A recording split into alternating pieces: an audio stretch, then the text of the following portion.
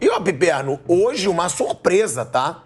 O Bolívar ganhou de 4-0 do Cerro Porteño fora de casa. Porque a gente costuma falar do Bolívar, que consegue pontos na altitude, mas fora de casa sempre leva sarrafo. E o Bolívar vence por 4-0 e é o líder do grupo. Nesse momento, o Bolívar é o líder com a mesma pontuação do Palmeiras, são 6 pontos para cada um, mas o Palmeiras tem o jogo em casa contra o Bolívar, ou seja, provavelmente vai assumir bem a liderança. Não deve ser uma dificuldade o Palmeiras ser o líder desse grupo. Agora, sobre o Rafael Veiga, Piperno, que a gente já falou dele aqui, e trazendo números do Veiga, são 32 pênaltis cobrados pelo Palmeiras, 29 convertidos. Ou seja, de 32 ele só perdeu 3. Lembrando que o primeiro que ele perdeu foi o 27º. Ele tinha 26 pênaltis cobrados e aí no 27º ele perdeu, que tinha toda aquela pressão. O próprio Mauro Betting disse que o pai dele falava que era a maior pressão cada pênalti que ele cobrava porque ele nunca tinha perdido. Perdeu 3 na sequência. Aí depois, foi, né? Foi. Depois ele perdeu os 3 seguidos e aí parou de perder. Agora, em todas as vezes que o Veiga marcou pela Libertadores, o Palmeiras ganhou. Eu te pergunto, o Veiga, a gente em alguns momentos criticou, questionou de não ser convocado para a seleção brasileira, não para ser um titular, mas para receber chances. É o cara do Palmeiras nesse momento? Porque a gente sempre falou, tem o Veiga, tem o Dudu, tem o Rony, mas eu acho que hoje o Veiga é o mais decisivo, não é, Piperno? Ele é ele é o jogador, ele é o cara que tem o jogo mais vistoso no time do Palmeiras. O Palmeiras tem, você pega... Enfim, o Gustavo Gomes é uma fortaleza, o Dudu é sempre uma referência, o Rony, aquele cara incansável de briga, né? Enfim, um cara agudo e tal, mas o Veiga é o toque de classe, o cara, né, de futebol mais bonito. E fez muita falta naquela semifinal contra o Atlético Paranaense o ano passado. Ele machuca no primeiro jogo e não pôde atuar no segundo. E naquele primeiro jogo o Palmeiras já não tinha o Scarpa e o Danilo que cumpriam suspensão. Então o Palmeiras perde o meio-campo todo e perdeu o jogo e acabou aquilo custando a classificação. Mas ele é, sim, um jogador diferente. E é muito interessante isso que você falou, esses dados todos, né? E todo mundo... A cada jogo do Veiga vai buscar mais dados estatísticos aí em relação a ele e tal, porque eu, dos anos 90, começo dos 2000 e tal, eu era muito fã do Alex do Palmeiras. E o Alex tinha a fama, ele carregava a injusta fama de ser um jogador muito talentoso, que fazia coisas sensacionais e tal, mas que nos grandes jogos ele não fazia gols, ele não jogava, né, não era o mesmo Alex e tal. Isso era injusto. Mas, de qualquer forma, ele também não fazia gols nesses jogos finais. Com o Veiga acontece exatamente o contrário, porque o Veiga já fez gol em final de Mundial, de Libertadores, de Campeonato Paulista, de tudo, né? Ele cresce em jogo decisivo. Ele realmente aparece muito, ele decide jogos grandes, ele decide jogos importantes. E isso é claro que é algo que valoriza o jogador. Quer dizer, quem está jogando ao lado dele sente confiança nisso. Agora, eu acho que a Libertadores desse ano, até pela fragilidade dos times, enfim, dos times argentinos, eu acho que a Libertadores desse ano, ela vai ser uma espécie de Copa do Brasil internacional. Quer dizer, eu acho que dificilmente escapa de um time brasileiro. Todo mundo, né? Hoje, nem brasileiro, a gente sempre fala Flamengo e Palmeiras. E foram os que conquistaram as últimas. Mas aqui realmente foram. Das últimas 4, eles conquistaram as 4. Aqui não mata-mata. O Palmeiras 2, o Flamengo 2. Mas você vê, o Palmeiras perdeu para o Atlético Paranaense o ano passado. Sim, mas o Fluminense é um time que esse ano aqui pode fazer algo diferente na Libertadores. Sim. Mas eu acho que Palmeiras e Flamengo são os favoritos, tá? Dando aqui minha opinião, também pergunta de vocês. Claro que o Fluminense hoje é o futebol mais bonito do futebol brasileiro. Mas aí, nesse aspecto, Mauro, pesa aquilo que você disse? Do costume de Flamengo e Palmeiras estarem sempre chegando na Libertadores? Porque hoje, com certeza, Fluminense ganhou de 5-1 do River Plate, Fluminense é o futebol que encanta todo mundo falando do Fernando Diniz e com razão. Agora, o fato de Flamengo e Palmeiras, o Palmeiras como venceu hoje, como você mesmo disse, esse costume de estarem sempre chegando. E lembrando, gente, dos últimos 4 títulos, Só Flamengo e Palmeiras ganharam. Flamengo 2 e Palmeiras 2. Isso pode fazer diferença ou você concorda com a observação do Fausto que o Fluminense, pelo futebol que mostra, briga forte pelo título da Libertadores nesse ano? Muito cedo, muito cedo. Assim, eu acho que o jogo de ontem, inclusive, é um jogo que tem que ser olhado com uma lupa um pouco mais ampla, né? O placar eu achei muito exagerado porque foi o jogo. Acho que ele foi muito condicionado por algumas decisões da arbitragem, a não expulsão do Felipe Melo.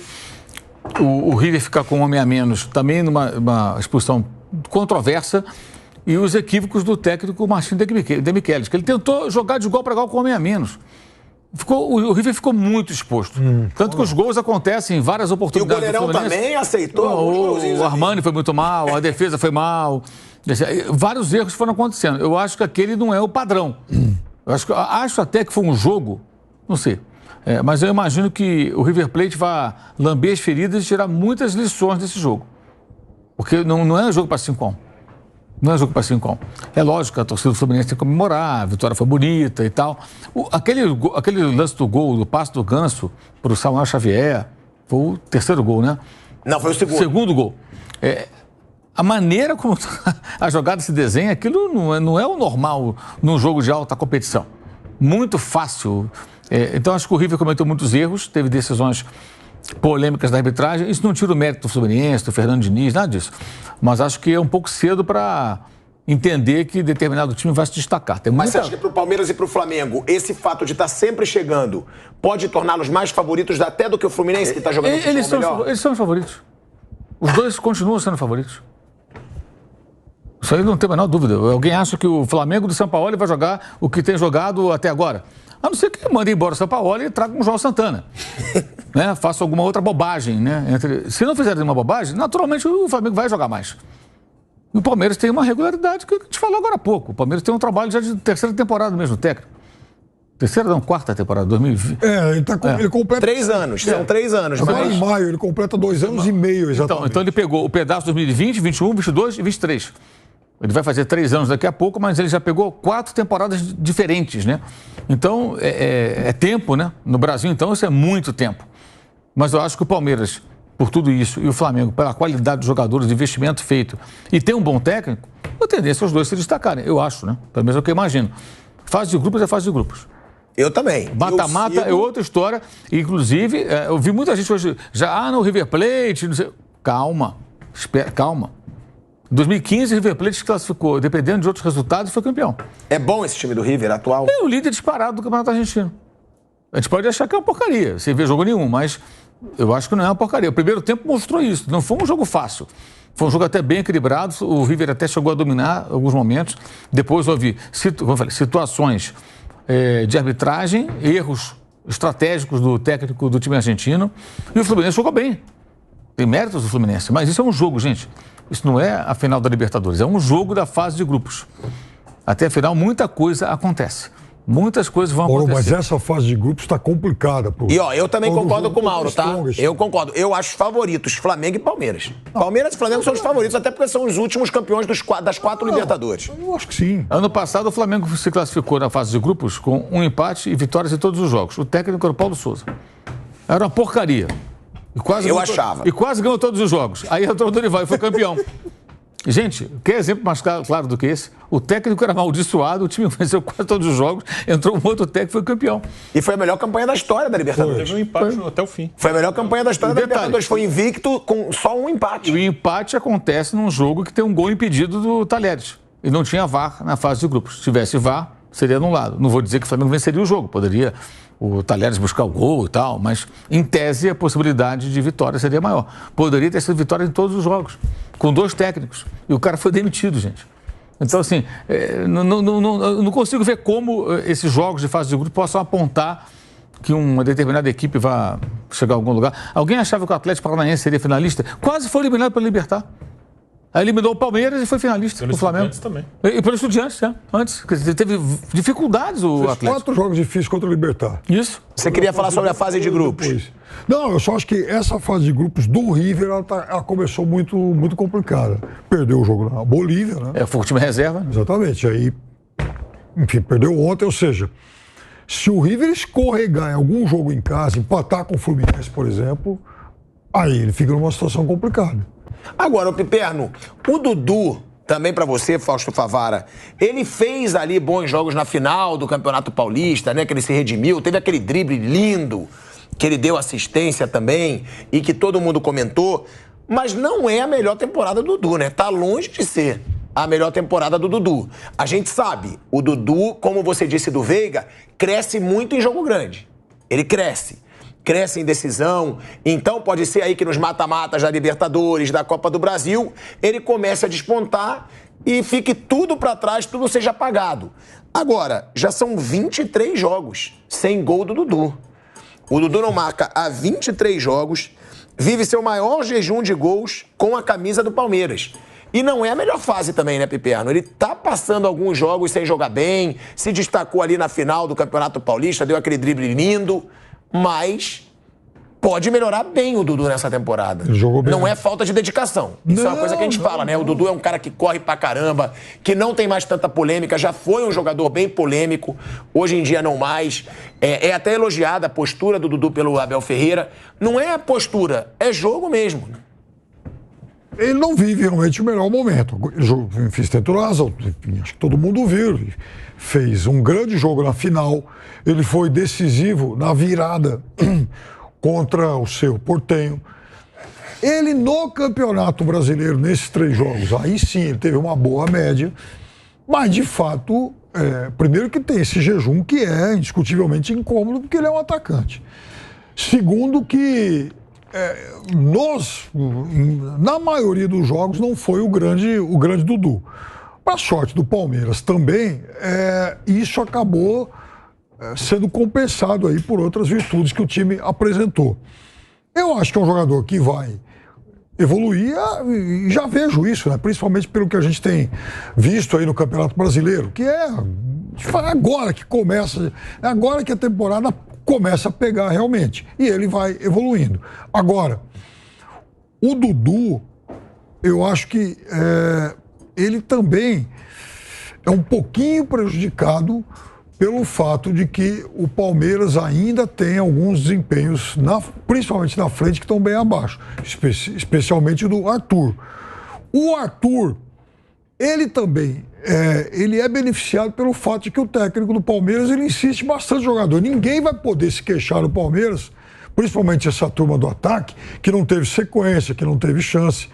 Enquanto o time estiver ganhando, o Abel vai esticando a corda, vai dando mais rodagem para eles, vai dando mais tempo em campo para ver se o cara se solta. É natural, o jogador chegou agora, foi um investimento alto, né? Tem muita expectativa em volta dele e tal, mas a verdade é que ele não jogou bem ainda, o que acaba sobrecarregando os outros caras de ataque. O próprio Richard Rios, né? Acabou de chegar e o Abel coloca ele pra jogar o tempo todo. Ele está jogando Mas chegou melhor do que o Arthur. Pro garoto. Chegou melhor que o Arthur. Ele está jogando bem.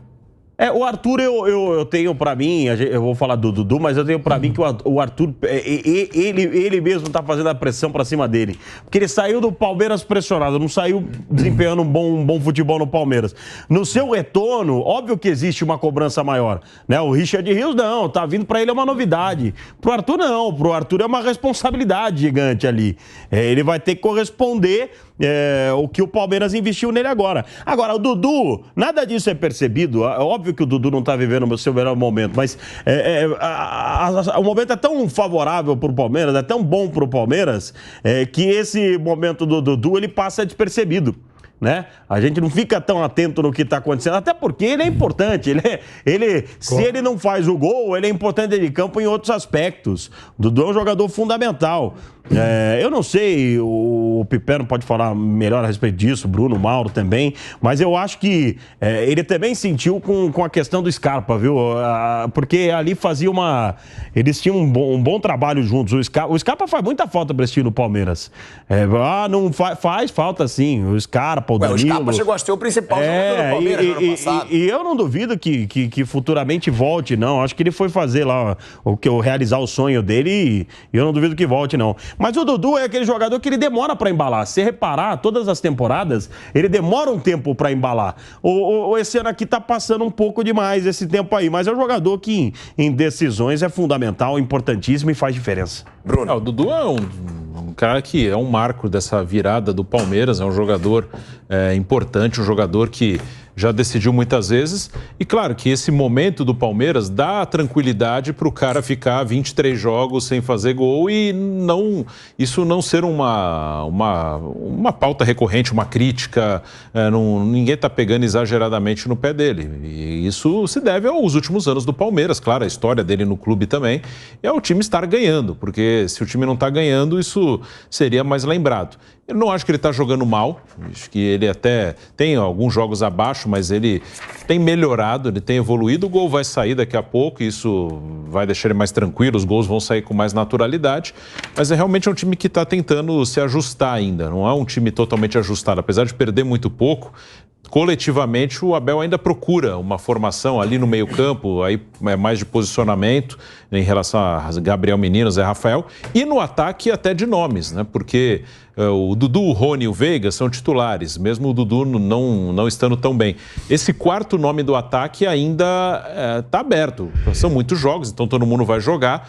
Mas Arthur jogando, muda até o posicionamento do Rony. Rony vai para centroavante, Arthur de um lado, o Dudu do outro. Se for um centroavante, o Rony vai para o lado. Aí pode ser o Endrick, pode ser o Flaco Lopes. Então o Palmeiras até nessa questão, esse quarto homem de ataque mais confiável, o Palmeiras ainda não achou. Agora, Mauro, você mesmo, né, já falou algumas vezes que quando algum medalhão do Flamengo é tirado do time titular, tem crítica, tem reclamação, você chama da Flamimimi, que tem a reclamação. O fato do Abel Ferreira ser esse cara inquestionável hoje no futebol do Palmeiras, permite a ele que ele faça mudanças sem ser incomodado?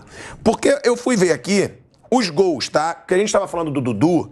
O Dudu tem 21 jogos em 2023, 21 como titular, 4 assistências e nenhum gol. Nenhum gol. Aí, se você for ver os artilheiros do Palmeiras na temporada, o Rony, que é um desses titulares absolutos. Agora, olha os outros. Flaco Lopes, que já foi tão criticado, com 4. E o Navarro, que também já foi tão criticado, com 4. E esses caras vêm recebendo mais chances. No Palmeiras, eles podem mais receber chances, porque o Abel tem essa moral e não vai ter chatice de cobrança em cima dele? Mas aí eu acho que é uma coisa que não depende do clube, não. Depende da torcida, da parte da torcida e da imprensa que enche o saco com assuntos totalmente relevantes, como essas discussões que você citou, né? A imprensa esportiva é muito ruim, muitas vezes, né? É péssima. E discute uma série de bobagens, como, por exemplo, essa coisa do quarteto do Flamengo. Tirou o fulaninho do time. Nossa, isso vira pauta, tudo quanto é programa, debate-se isso como se fosse algo relevante. É uma bobagem. É a coisa mais natural do mundo você tirar. Hoje eu estava vendo o jogo do Manchester City, o Phil Foden é reserva, fez um golaço hoje. Ela bateu na defesa, um chute fora da área. Esse cara, ele, na Copa do Mundo, o grande clamor é que ele tinha que ser titular da seleção da Inglaterra. Está na reserva, porque o Grealish, que custou uma fortuna, e até muito mais do que ele deveria custar, está jogando bem, ele não joga mais. Então, você entende isso. Aqui no Brasil, não. Isso porque gera clique, gera aqueles debates vazios. Acho que o Palmeiras não vive isso.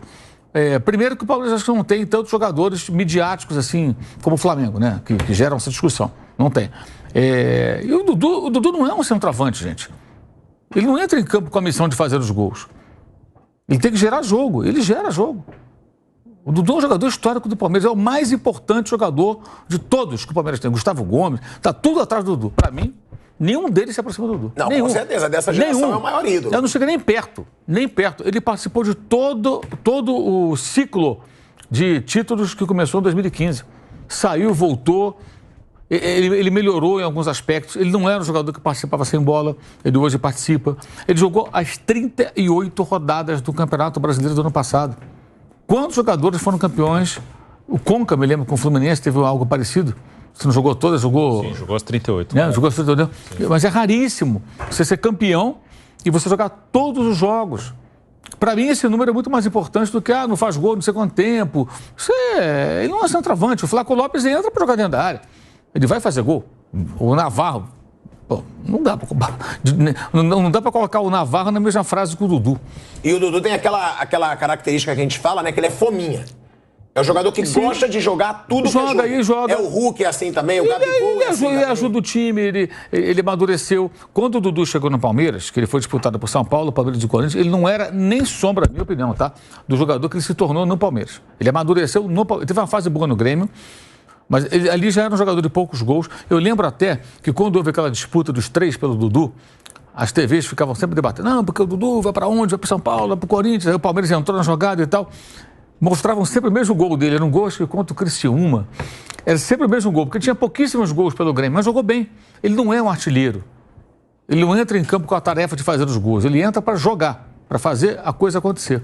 E ele é um cara importante, e ele acho que melhorou muito em alguns fundamentos, especialmente se você pegar o Dudu do Felipão, de 2018, ele ficava lá na frente, o Palmeiras jogava fechado, muita bola esticada para ele, e ele resolvia. Quando caiu no pé dele, ele dominava, resolvia, gerava jogo, ele resolvia sozinho, fazia gols, fazia jogadas. Ele hoje é um cara que participa muito mais do jogo sem bola, ele volta, ele marca, ele se dedica. Eu acho que é um jogador assim que ele evoluiu muito. Se você pegar do começo da carreira, que ele era tão um jogador muito controverso, temperamento quente, tempo lá do Cruzeiro, aí saiu do Brasil, voltou. E o que ele se tornou, acho que ele melhorou muito, muito, muito mesmo. E eu acho que, para mim, ele é o jogador mais importante do Palmeiras nessa era de títulos, pelo menos dessa geração aí, 2015 para cá. Para mim, isso aqui é, assim, é sem comparação. Ninguém, para mim, chega perto dele. Porque ele participou de vários momentos e sempre muito competente, muito dedicado e amadurecendo, o que eu acho que é o mais legal. Sempre decidindo o jogo grande. O Palmeiras contratou um jogador e ele virou um jogador melhor. E isso eu acho que tem que ser muito respeitado e valorizado.